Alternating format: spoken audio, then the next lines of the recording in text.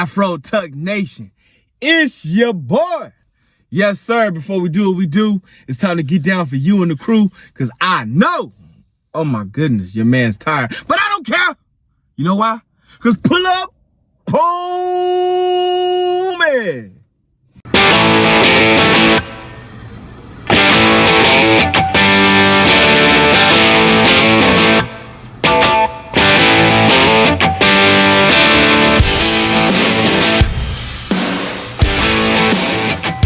What it is, what it does, what it do. Afro Tuck Nation, Geek Town. Let's get down. Time to clown. But before we go into that, let's get into that business. Don't forget to like, subscribe, share, comment. Come talk to your boy. Yes, sir. Reading Rainbow time. Yes, sir. You know what's my favorite time of the day. There's nothing like a good book in your hand. You know what I mean? So we are back on the next chapter. Part 2 of 5, I want to say, of Absolute Batman. And where does this comic book start us off? Right at the butt-kicking universe of Batman University. He out there laying that pipe down on these fools. You know what I'm saying? So, Alfred, as we talked about in the last episode, was a CIA agent, is watching and keeping sights on Batman. And he's figured out that he is Bruce Wayne. So he is a super spy to find out the secret. Now, Batman does not have all the money and everything that he has before to keep all the extra secrets. So he's got to do it a little bit different ways. He has bat caves, mini bat caves, linked up throughout the whole city.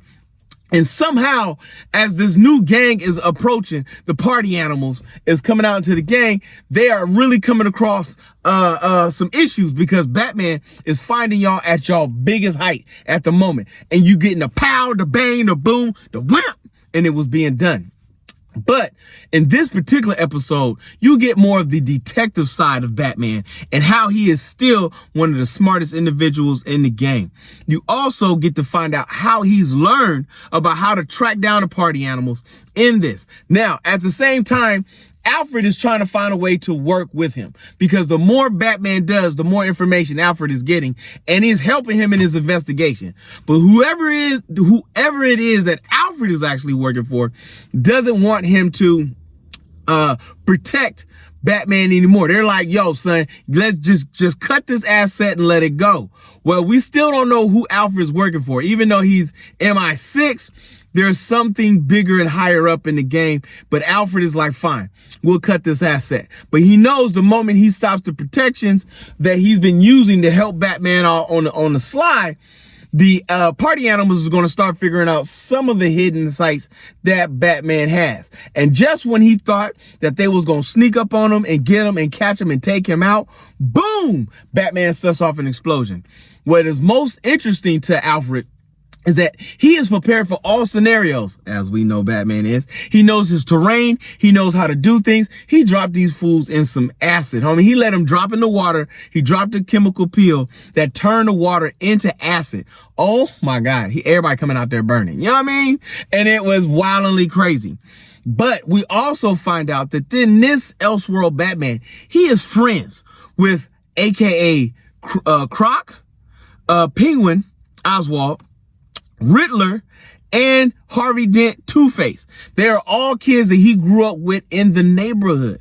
These are not characters that he has no affiliation with outside of Harvey Dent, because we know Harvey Dent and Bruce go back. But as for the rest of the characters, there was no connection. In this particular world, not only are they connected, they sitting around playing cards with one another. And there's still a chair missing, which we find out by the end of the comic book is Selena Kyle, aka Catwoman. But as he's doing this and playing the games with these guys, he also knows that these guys are not the best guys to ever hang out with, which they all grew up in Crime Alley. Crime Alley is the alley in which Batman's original parents were killed in, and his parents died in Crime Alley, which is he usually holds his anniversary. On this particular case, Crime Alley is where Bruce Wayne and his mother was raised at. You also come across the dynamic of him being locked into the closet when his father was killed at the zoo, in which we discussed in the first reading Rainbow with Absolute Batman, because his dad is the only one that was murdered out of this situation. We also learn more about the role that Martha Wayne plays, which is Batman's mom, with Commissioner Gordon as deputy mayor. So she's actually working in the government, and her, Gordon, and Thomas Wayne were all good friends and grew up around each other. They also talk about how Gordon, as a cop, found Bruce locked in a closet, but he was covered, not a closet, I'm sorry. He was locked in the Bat Museum, which was where the bats were at, covered in bats. The bats had crawled all over Bruce, and he screams in such a loud pitch that even the bats couldn't handle what happened and how loud he yelled, which gives the indication, if you remember the Batman movies, it was always a bat that inspired him to do what he does, to strike fear into the heart of criminals. What else did we learn? We learned that the group that we go back to the card playing game, he's literally finessing their minds to get information about the party animals, what's going on with them. He knows that the Riddler knows how to figure out, because he's got one of the headpieces, the gear. The party animals wear like an animal head, like a gorilla head, but it has a chip device in it. Bruce was able to at least figure out where they were going to attack, because inside this particular mask and the computer chip, the GPS, all had locations of where to attack and where their next moves were going to be. But he needed more information, and he got his boy, the Riddler, to actually really go deep into the chip and into the device and really figure the things out. He's working boy Harvey. Harvey's working a lot of influential underground kind of situations and helping him connect the dots on what the party animals are really about. And of course, Oswald is always into something stupid and crazy. If you haven't watched the TV show Penguin, you know your man's is foul in so many different levels. Croc wants to actually do things in politics, which is interesting me, which leads me to really hope they go into deep dive as each individual become the characters they're supposed to be.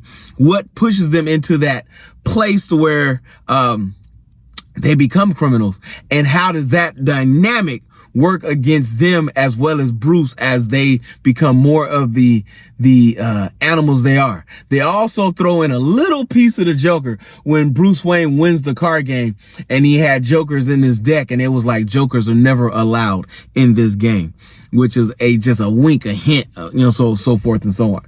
Well, with the information that Edward Nygma, that's the name that was eluding me, the Riddler's real name, Edward, with the information that Edward Nygma was able to give, he was able to find out at least what more the party animals are after, because the party animals actually work for the Black Mask.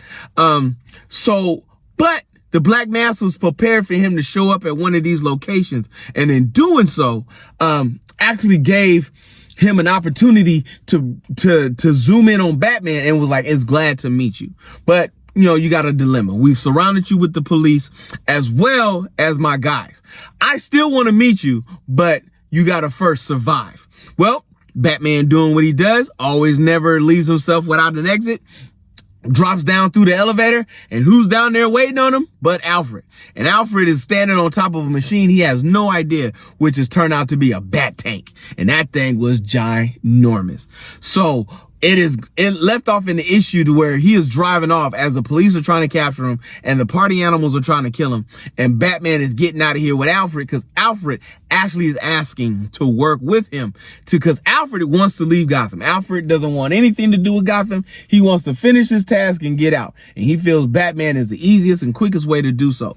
It also leaves you with the dynamic that Selina Kyle and Bruce grew up together again in Crime Alley, as well as the rest of the group. Now, is there going to be a romantic connection? Is this going to work out that way?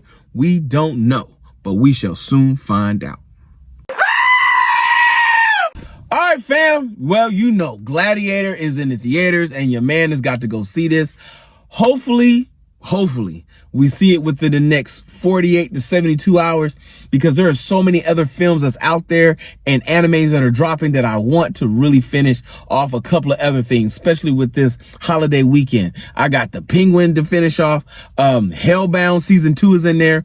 Arcane, we haven't even discussed that yet. I'm really looking forward to trying to finish that out so we can discuss the insanity. I finished the first couple episodes, but I still got at least 4 more to go. So there's a lot happening, a lot of things popping, and a lot of questions that's being asked, plus how this ends, because we know that this is the end of the sisters, but the beginning of another chapter for Arcane, because we know Arcane is more than just the world. It is the actual essence of the magic in which they live in.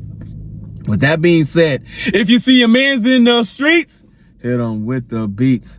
Hit them with a jingle jangle, baby. Jingle jangle.